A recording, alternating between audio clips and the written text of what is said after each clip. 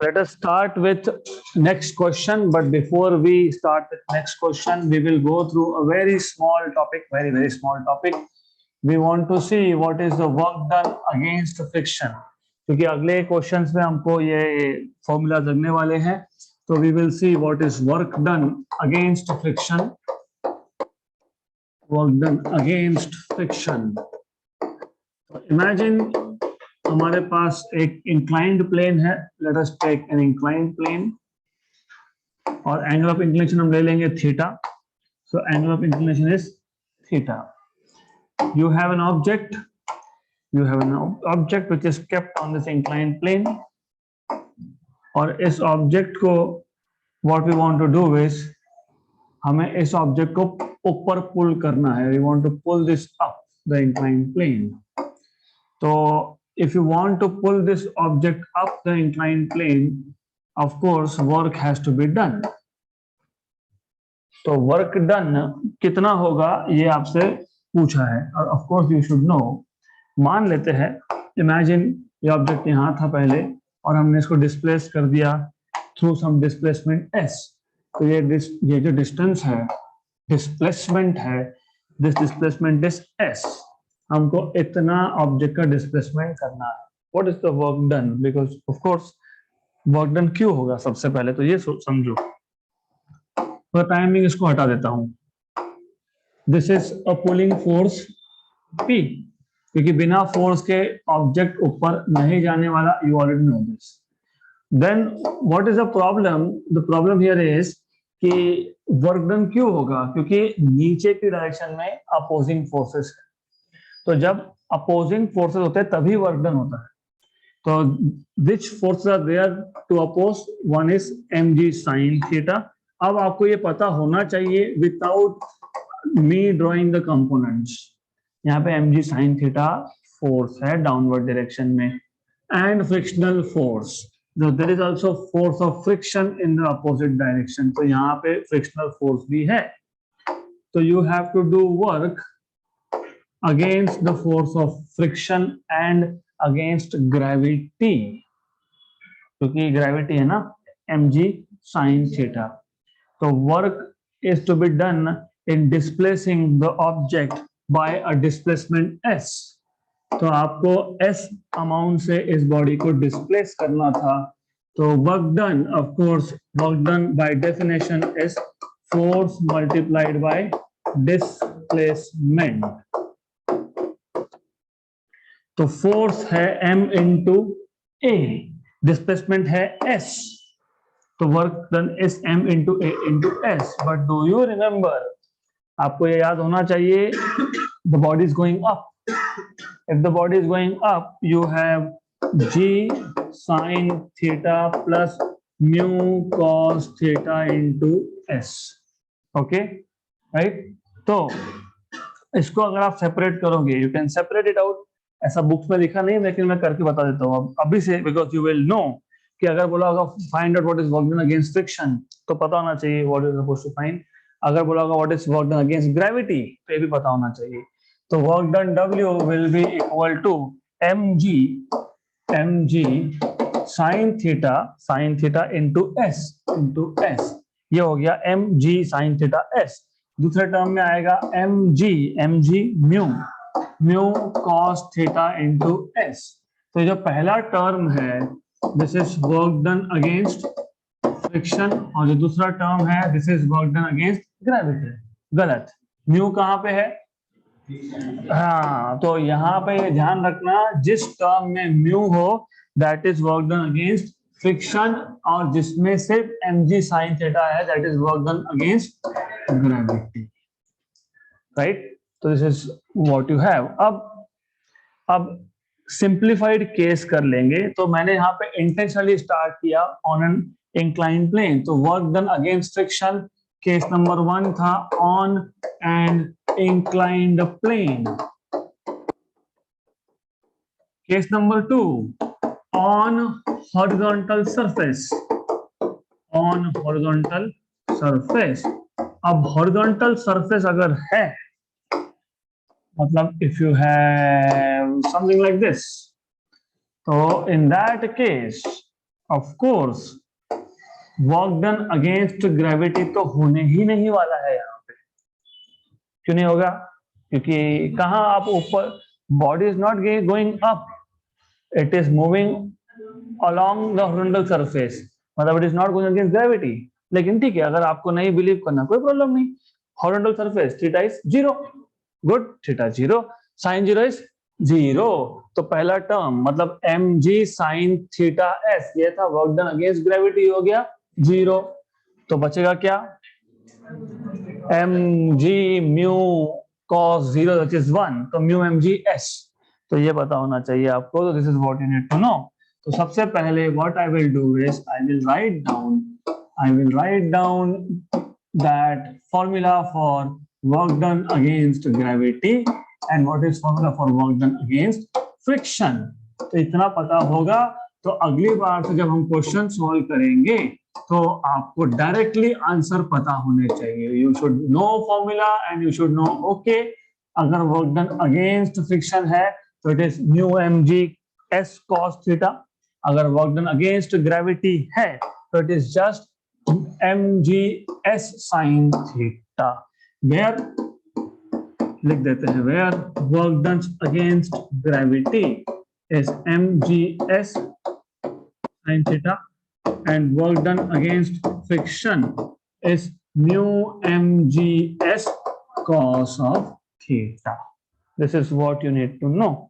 इतना आपको पता होना चाहिए। गुड। अब हॉरिजॉन्टल सरफेस पे हो तो if you are on horizontal surface theta is 0, तो थीटा इज 0, थीटा 0 मतलब work done against gravity is 0, so work done against gravity becomes 0, so you have mgs sine of 0 which is 0, and work done against friction will be mu mg cos of 0, और of course there is s भी है, तो s को भूलेंगे नहीं, s को साथ में रखेंगे, तो म्यू mg s। गुड। अगर इतना पता है तो you are now ready to solve next question.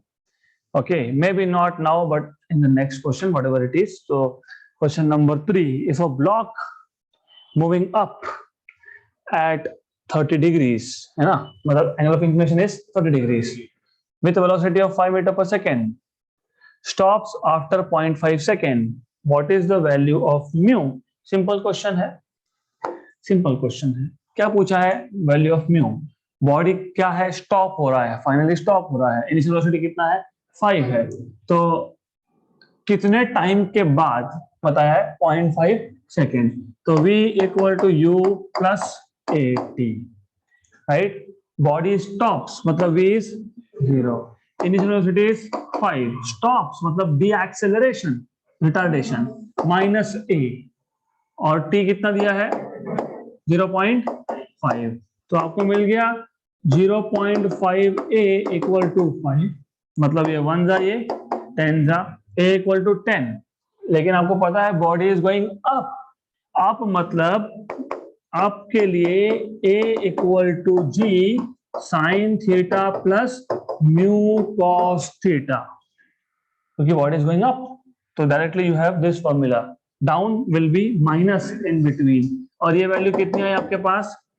10, a equal to 10 था ना, तो a की जगह पे g sine theta plus mu cos theta. Now मैं g की वैल्यू 10 ले लेता हूं फॉर द टाइम बीइंग।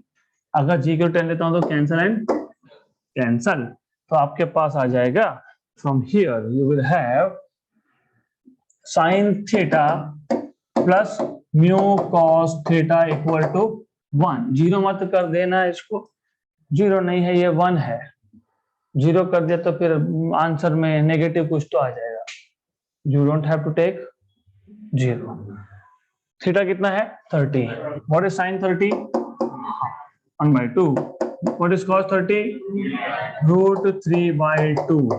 तो ये आ जाएगा √3/2 म्यू 1 माइनस हाफ मतलब हाफ, तो √3 mu by 2 equal to half, cancel and, तो म्यू इक्वल टू 1/√3, 1/√3, √3 की वैल्यू कितनी होती है?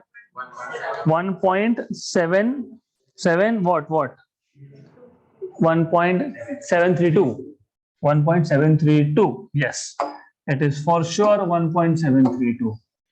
तो 1/1.732 कैसे करेंगे? How will you find out what is 1/1.732? Simple है, एक्सट्रीमली सिंपल है। थोड़ा सोचो, थोड़ा सा सोचना पड़ेगा आपको। अगर नीचे 1.5 होता, क्योंकि ये क्या है, ये 1/1.732 करेक्ट। अगर नीचे 1/1.5 होता तो ये होता 1/3/2 मतलब 2/3, तो ये होता 0.66। Very good. अगर नीचे 2 होता तो ये होता 0.5। अब हमारा आंसर 0.5 और 0.66 के बीच में आने वाला है, 0.6 करेक्ट। तो विदाउट कैलकुलेशन भी आंसर आता है और यही आंसर होगा for sure, option number C. तो दिस इज राइट। ओके, तो ऐसा इसको सॉल्व करना है।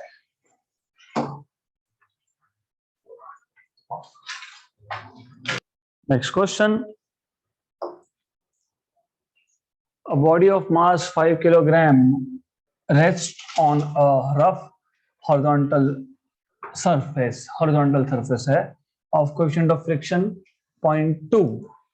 The body is pulled through a distance of 10 meter. Displacement दे दिया आपको 10 मीटर का by a horizontal force of 25 Newton.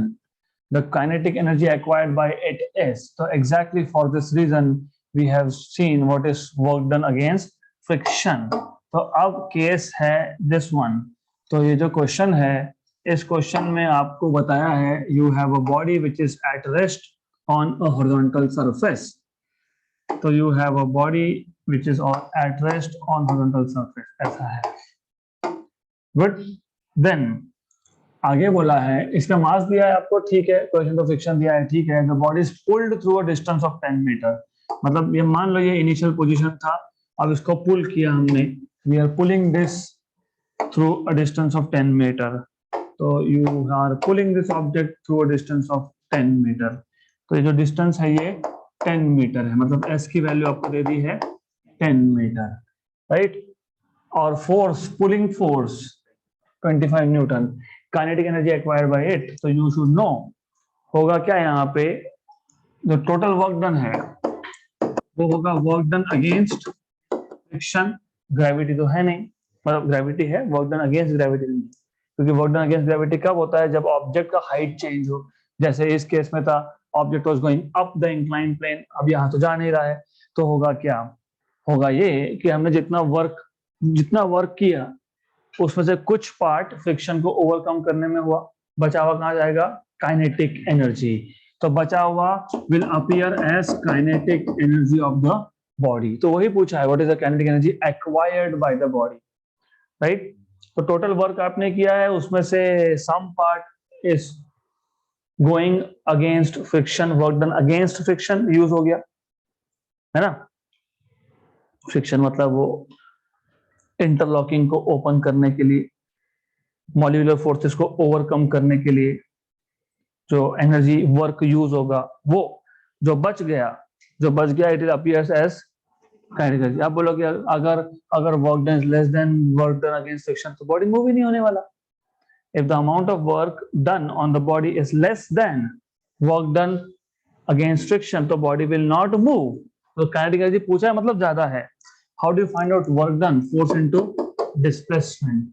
How do you find out work done against friction, अभी बताया मैंने, mu M G s, cos 0 is 1 here.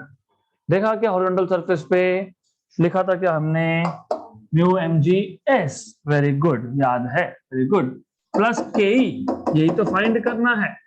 तो अब आप बोलोगे के e equal to f s minus mu M G s. आप चाहो तो एस को कॉमन निकाल लो, नहीं चाहो तो मल्टीप्लाई कर लो, F minus mu M G minus mu M G. S कितना 10, एफ कितना 25, म्यू कितना 0.2, एम कितना 5, जी की वैल्यू ले लेंगे 10, हम g की वैल्यू 10 ले सकते हैं, बोला ही है तो फाइन, बोला है। तो अब देखो क्या है, ये है 5 इंटू 10 50, राइट। या तो एक काम करो 5 इंटू 0.2 1, 1 इंटू 10 इज 10, 25 में से 10 गए 15, 15 को 10 से मल्टीप्लाई किया 150, तो kinetic energy acquired is 150 joule, option number B.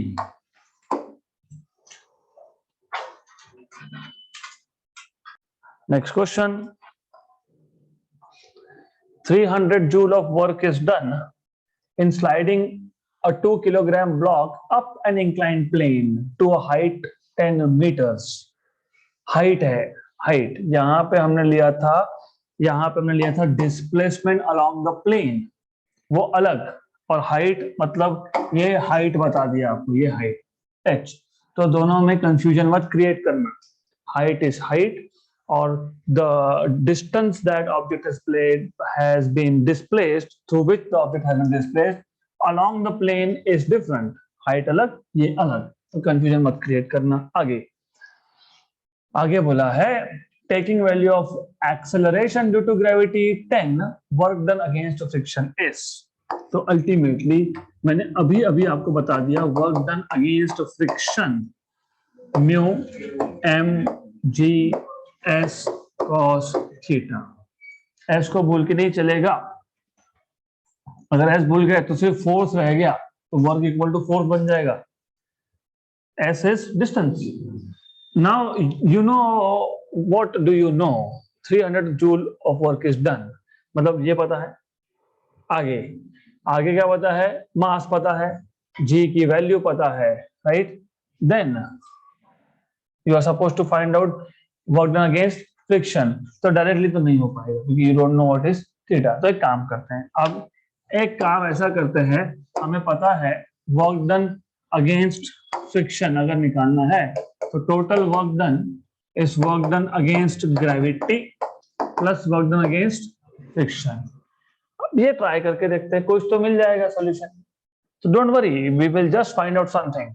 अब हमें पता है 300 joule of work is done, तो हमको क्या बता दिया, टोटल वर्क डन कितना, 300 जूल, राइट। तो टोटल वर्क डन है, तो टोटल वर्क डन इज 300, और वर्क डन अगेंस्ट ग्रेविटी याद है formula, mu M G sine theta, M G sine theta.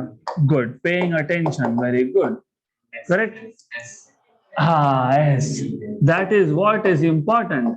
तो अब वो जो हमने फॉर्मूला लिखा है उसको थोड़ा सा चेंज कर लेते हैं, चेंज मतलब चेंज नहीं, एडिशनल इंफॉर्मेशन डाल देते हैं इसमें।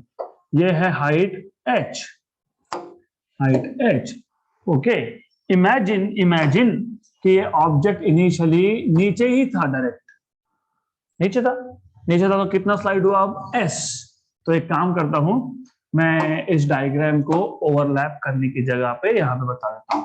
तो you have something like this, you have an object, और ऑब्जेक्ट इनिशियली कहाँ था, तो इनिशियली ऑब्जेक्ट नीचे था मतलब हॉरिजॉन्टल सरफेस पे था। अब उसको आप ले जाओगे ऊपर, और जब उसको ऊपर ले जाओगे तो कितने हाइट से उसको डिस्प्लेस करने वाले हो, कितने हाइट तक जाने वाले हो, h हाइट तक, मतलब यहां से कहाँ ले जाओगे, यहाँ पे, यहां से यहाँ तो ले गए, लेकिन ये प्लेन पे कितना डिस्टेंस कवर कर लिया इसने, s, ये हो गया आपका डिस्टेंस s, ये एंगल है थीटा, और ये हाइट है आपके पास h, तो दिस इज h। तो what is sine theta, h upon s, very good. तो do you see s sine theta is h, तो do you see this is h। अब अभी why I want to have this question right now, क्योंकि हमने कल ही देखा potential energy का कनेक्शन विथ mgh। तो यहाँ पे स्ट्रेट अवे आपको पता होना चाहिए था कि ग्राउंड से सम हाइट पे गया ना, चाहे वो स्लाइड होके गया, चाहे वो डायरेक्ट ऊपर गया, doesn't matter if it is going directly vertically up to 10 metre और if it is sliding up 10 metre, height कितना है 10 मीटर, तो mgh, तो ये याद रखना। गुड, तो plus work done against friction, good, मैं इसको भी लास्ट स्टेज में सब्स्टिट्यूट कर देता हूं। तो now you will have W minus mgs sin theta is h plus W friction work done against friction. What is total work done? 300. What is m value? 2. What is g value? 10. What is this? 10. तो आ गया आपके पास final answer 100, क्योंकि ये 300 और ये 200। तो work done against friction will be 300 minus 200, मतलब 100 joule. 100 joule. अब wait a minute, don't be in hurry, don't be in hurry. कभी कभी स्ट्रेट अवे ऐसा पूछेंगे what is work done against gravity, कितना? mgh। कितना फिर? 200, 200। Okay, next question. A block of mass 1 kilogram slides down. Good, very good. The moment you see this word, A equal to G sin theta minus mu cos theta on a rough inclined plane of inclination 60 degrees starting from its top. If the coefficient of kinetic friction is 0.5 and length of the plane is 1 meter, then work done against friction is. सब कुछ तो बता ही दिया इसमें। तो what you have is, you have a rough inclined plane and the body starts from the top. The body starts from the top and then it slides down. It slides down और ये length of the plane कितना दिया है? 1 meter. Length of the plane is 1 meter. मतलब distance s is equal to 1 metre. Angle of inclination कितना दिया है? 60। Mass of the block कितना है? 1 kg। Coefficient of kinetic friction mu कितना है?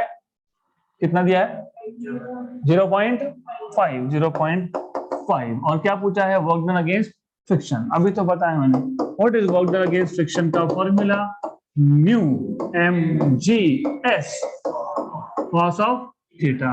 You know mu 0.5, you know m 1, you know g 9.8, 9.8। मैं तो 10 ले लेता, क्योंकि 10 से आंसर फास्ट आएगा एनीवेज, तो कर लेंगे, कोई इशू नहीं है। ये हो गया, ये हो गया, ये हो गया। s कितना? 1, क्योंकि length of the plane is 1। cos of 60 कितना? 1/2 हो गया, खत्म। तो ये आ गया आपके पास 1/2। तो this was s was 1, cos theta is half. अब देखो ऐसा है, ये हाफ और ये हाफ, 1/4। 10/4 is 2.5, correct? 2.5, देखो 2.5, 2.45, खत्म।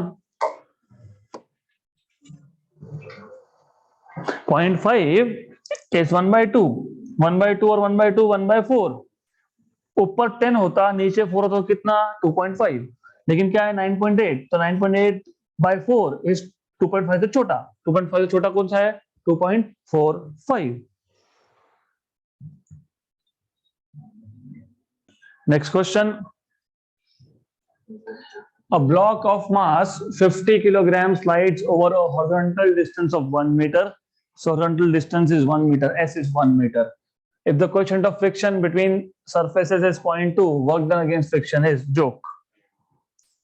Work done against friction अभी बताया, m g साथ में म्यू, कॉस नहीं आएगा, हॉरिजॉन्टल सरफेस है, इनटू s। म्यू कितना?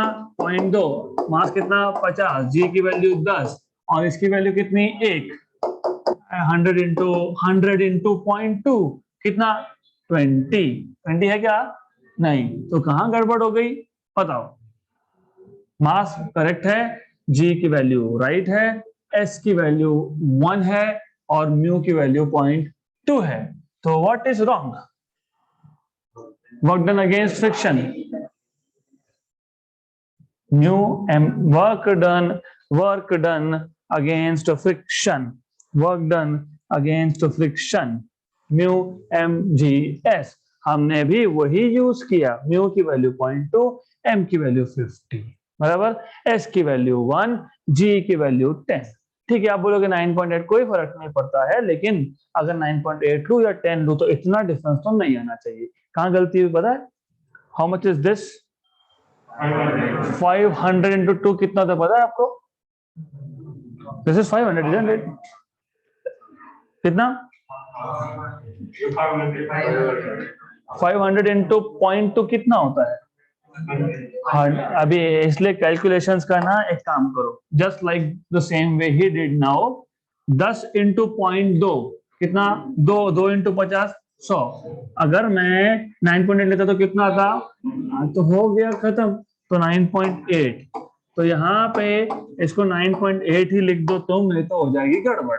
9.8, अब देखो कितना इजी है, 50 into point 2 is 10, 10 into 9.8 is 98, खत्म।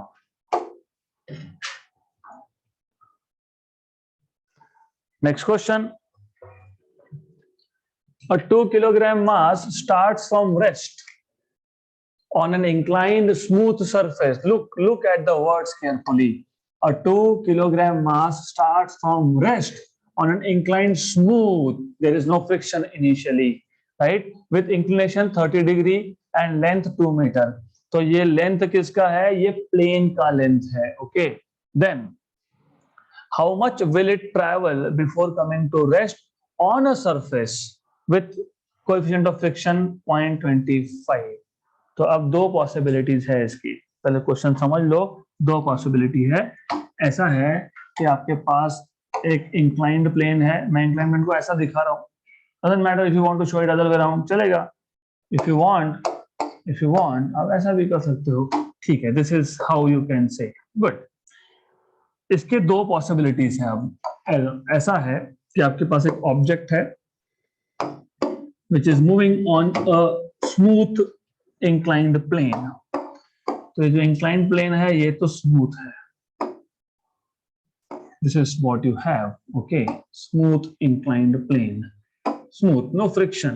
Then it will come down, and then when it comes down it goes on to a horizontal surface, और ये जो horizontal surface है यहाँ पे friction है, और फ्रिक्शन, कोएफिशिएंट ऑफ फ्रिक्शन कितना है? 0.25। ये एक पॉसिबिलिटी है, क्योंकि क्वेश्चन जैसा उन्होंने बोला है तो उसका और एक मतलब हो सकता है, और एक मतलब ये हो सकता है कि पहले ऑब्जेक्ट स्मूथ इंक्लाइन प्लेन पे था, उसके कुछ कंडीशंस है, इनिशियल वेलोसिटी 0, मास, इंक्लिनेशन एंगल, लेंथ 2 मीटर। अब बोला है कि यही प्लेन विथ फ्रिक्शन, मतलब हॉरिजॉन्टल सरफेस को भूल जाओ, यही प्लेन विथ फ्रिक्शन, ऐसा भी पूछ सकते हैं, राइट। तो हम पहले ये पार्ट सॉल्व करके देखते हैं, फिर देखेंगे आंसर आया तो ठीक, नहीं आया तो मतलब we have to forget about horizontal surface, we have to take the same plane मतलब same angle 30 degree, but only this time there will be friction. तो ऐसा करते हैं, केसेस में हमको डिवाइड करना पड़ेगा। केस वन किस पे है? इंक्लाइंड प्लेन पे, इंक्लाइंड प्लेन। इनिशियल वेलोसिटी कितना? 0। डिस्टेंस कितना कवर होगा? 2 मीटर। एंगल तो दिया है आपको 30 डिग्री, वेरी गुड। और क्या बताया है? मास कितना है? 2 kg। अब फाइनल वेलोसिटी फाइंड कैसे करोगे? v equal to u plus 8, time पता है क्या? नहीं, तो v square equal to u square plus 2as, v square equal to 0 plus 2as, but a तुम्हें पता है g साइन थीटा होता है। Do you remember Newton's laws of motion? Body moving down inclined plane without friction, a equal to g sin theta। इसलिए तो बोलते हैं वो mg sin theta नीचे था, m मतलब मास अलग कर दो, g sin theta acceleration। तो when body is coming down smooth surface पे, acceleration is g sin theta into mass is mg sin theta, that is the force responsible to take the body down। Body को नीचे लाने के लिए कौन responsible था? mg sin theta. m हटा दो तो a मिल जाएगा, a is g sin theta, good. तो अब v square equal to 2, g की वैल्यू कुछ बोला है क्या? नहीं, 10 ले लेते हैं, फिलहाल 10 ले लेते हैं। साइन ऑफ 30 हाफ, s कितना है? 2, कैंसल, v स्क्वायर इज 20। 9.8 लेना ज्यादा प्रॉफिटेबल होगा, क्योंकि 9.8 into 2 is 19.6, 19.6 का square root is a perfect 1. 14 कैसे आएगा? 19.6 की बात कर रहा हूं मैं, 196 नहीं। ठीक है, इसको ऐसा रखो, देखते हैं बाद में, फिलहाल तो ऐसा रखो, will see later. Good, will see it later. अब आपको बोला है how much will it travel before coming to rest. अब ये पहुंच गया यहाँ पे पहुंच गया, इसके बाद आगे वो जाएगा ऑन द हॉरिजॉन्टल सरफेस। कितना जा सकता है हॉरिजॉन्टल सरफेस पे? This is what they are asking you. इसको मैं बोलता हूं stopping distance. Let us say s dash, right? Case 2 is on horizontal plane. आपको याद होगा, याद होना ही चाहिए, स्टॉपिंग डिस्टेंस नाम की एक चीज आपने डिराइव की थी, नहीं याद है तो बता देता हूं मैं।